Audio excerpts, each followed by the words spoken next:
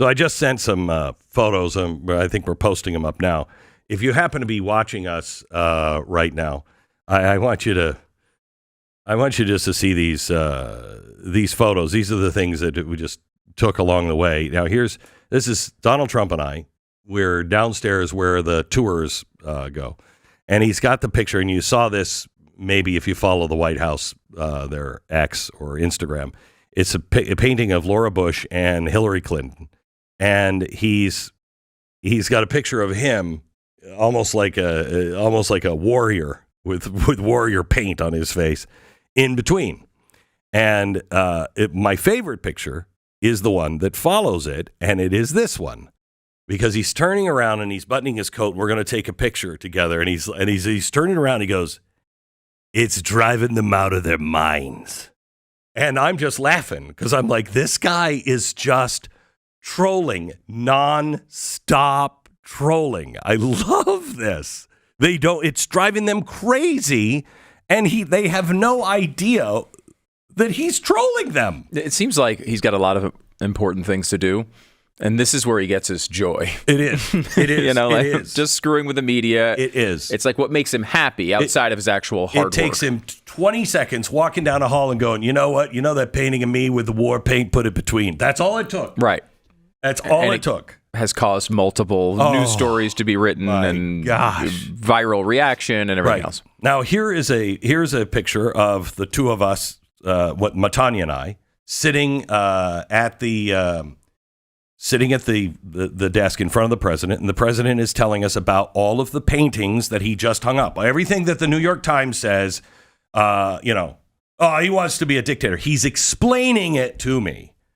He was important to him because I think he knew I would understand, and he is explaining, this is why I'm doing all of this stuff. And he has just said, you see the painting of George Washington behind there? That hasn't been seen since Reagan, yada, yada, yada. And that's Tanya and I looking back at the painting. This is me standing as he's talking about the Declaration of Independence. This is me standing in front of the Declaration of Independence, just reading it and looking at it. It's in pristine condition. Now, if you want to be a dictator, why would you put that right next to your desk? Why?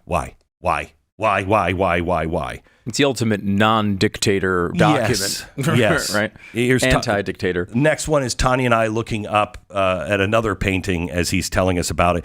This is the two of us on the back patio as we're walking out. He's taking us someplace, and he walks out and he's like, "Let me tell you about the Jackie." Because as we pass it, I said, "This place pisses me off every time." And he said, "What do you mean? The Rose Garden?" And I said, "It pisses me off every single time." And he said, "Why?" And I said, "Because of what they did to Melania. All they did was bash her and say how she wrecked the Rose Garden when she took the original plans from Jackie O and restored the garden exactly the same way." And he just looked at me and he goes, "I don't even understand it." I said, "I don't. They just hate. They just hate it. The facts don't matter." And then he starts telling me some other things that are coming. And I'm like, okay, that's going to be fun. It's going to be fun to watch. This is a picture. The next one is a picture of us down in, I'm not sure which one this is, maybe the yellow room down towards the basement. And we were downstairs. We were going by the library, and he was talking about stuff. And he's like, oh, I got to show you this. He's exactly like I am when I get over to the museum. His head would explode if he came over to the museum. His head would explode. The two of us would just, because he's exactly like I am. When I get to a tour over the museum, nobody can stop me. Everybody's like, "Glenn, you've got all these," and I'm like, yeah. Wait, just a minute. And I'm so excited to share all of history. That's what he is doing. He's not boasting. He's so excited to show American history. And we walked into this room, and he was like, "Oh, you got to see this painting." And this is where I understood he really knows art. He's like, "You got to see this painting." And he comes in, all these beautiful paintings. And this is the room where, before he talks about the painting, I said, "Let me ask you something, Mr. President. I know you're Donald J. Trump, but," and he stopped me. And I was kind of frustrated because he was like, "Oh, absolutely." And I thought, he doesn't know what I'm going to ask. He did know. I said, what do you mean? And he said, every day I get up and I think, I can't believe I'm allowed in this house. I can't believe I'm in this house. So you want to talk about humble? Does that sound like a dictator? Does that sound like a dictator, New York Times? So he goes in and he's like, look at this painting. And it's the painting of Jackie O. It is stunning, this painting of Jackie O. And this is us in that room. Now, do any of those things sound like a dictator? Any of them? Any of them. I have to tell you, I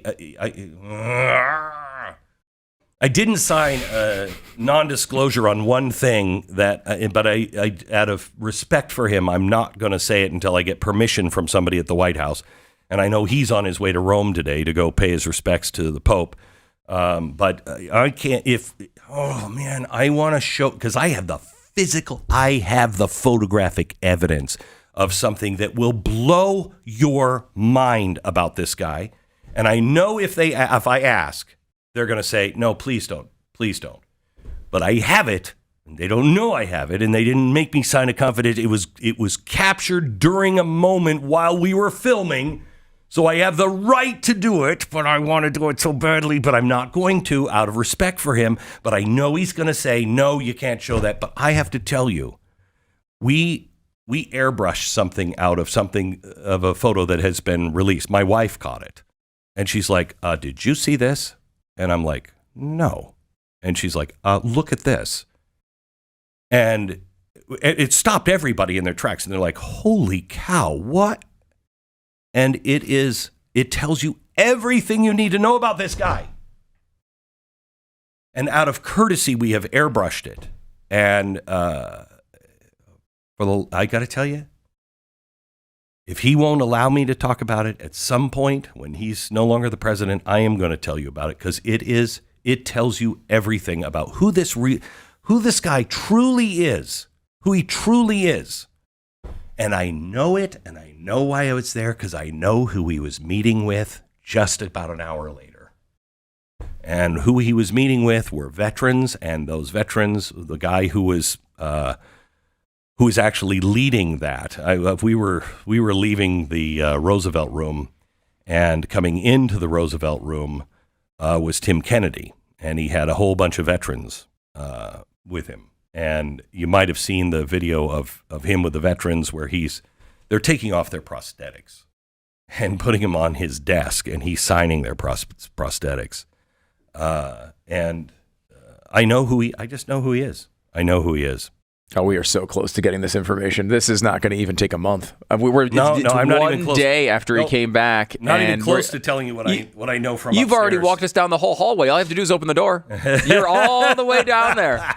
This is, Nope, right. I won't. Like, that was torture. You built up this great story, and then you don't tell us the story. Well, it is torture because that one I don't have a non-disclosure on. That one is free game. But out of respect, I don't want to say, because I know him. No, please don't. And I'm telling you, that one, I'm going to either be on the phone with him or face to face and say, you've got to let me tell that story. Is it that he wants to be a dictator? Does he have a king? Does he have a king's crown? Is that what he has? All right, I give. Mm-hmm. He has a guillotine in his pocket. A pocket guillotine? In his pocket, wow. Yes. For little teeny heads. Because all of the people that are overeducated and at the New York Times, they have little teeny heads. And so he's got a little teeny head guillotine that he carries around with him all the time. I knew that's who he was. Right. Mm-hmm. Oh, God. Be in the New York Times in the next 15 minutes, I'm sure. So let's see. Here's something. Search warrant applications show that federal investigators knew for years about the millions of dollars flowing to Joe Biden's son from Ukraine, China, Romania, and elsewhere. Newly unredacted IRS and FBI search warrants tied to the federal investigation into Hunter Biden provides new details of the information that investigators had in their possession about President Joe Biden's son's business deals linked to Ukraine, China, and elsewhere.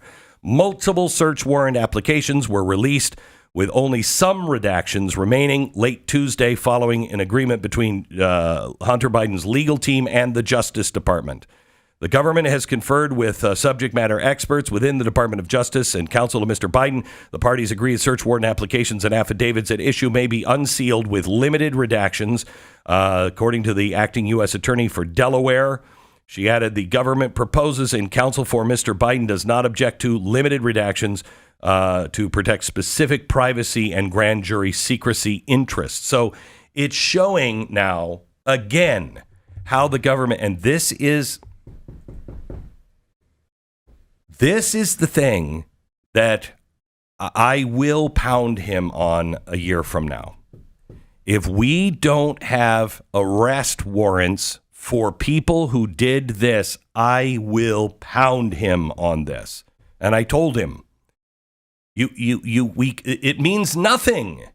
It means nothing. We change everything, but you do it all through executive order.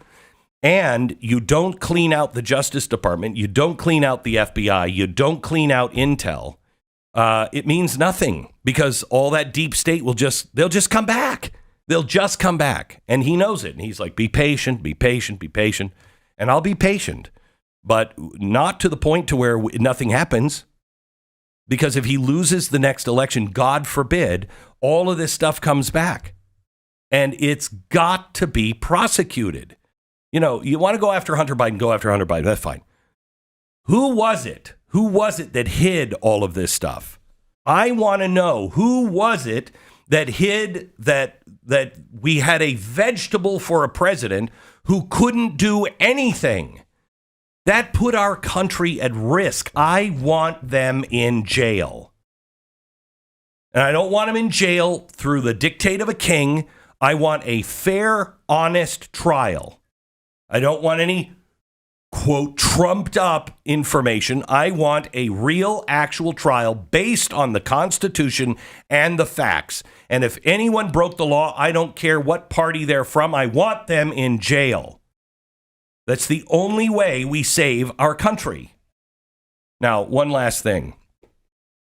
I don't know if you saw what made the chief data analysis of CNN go, holy cow. But the Democratic leaders in Congress, they keep saying, Donald Trump is having some low numbers. He's having some low numbers, especially when it comes to the economy. All right. The belief that the American people had that the Democrats would do the right thing in Congress for when it comes to the economy. Last year, it was at 80%. Now that number is 39%. That is the lowest number by far in the history of Gallup polling. The lowest previous was 60%. Houston, I think we have a problem. They're about to suffocate in space. They have no idea. This is why Chuck Schumer bailed and said, no, we're not going to close down the government. And why we should have stood and said, no, go ahead. Shut the government down, Chucky. Shut it down. Congress, it's not the day to piss me off. Congress, get back to work. Get back to work. Fix the nation. Work with the president. Pass the tax cuts. Real tax cuts. Pass pass the REINS Act. You won't have to do anything. You just pass the REINS Act. You know why you won't? Because it makes you do your job again. That's why you won't, you weasels.